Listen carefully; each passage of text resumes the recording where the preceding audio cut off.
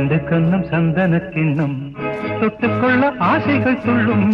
ரெண்டு கண்ணும் சந்தன கிண்ணம் தொட்டுக்கொள்ள ஆசைகள் துள்ளும் பூவை கையில் பூவை அள்ளி கொடுத்த பின்னும் தொட்டு தந்த கையில் மனம் வீசுது இன்னும்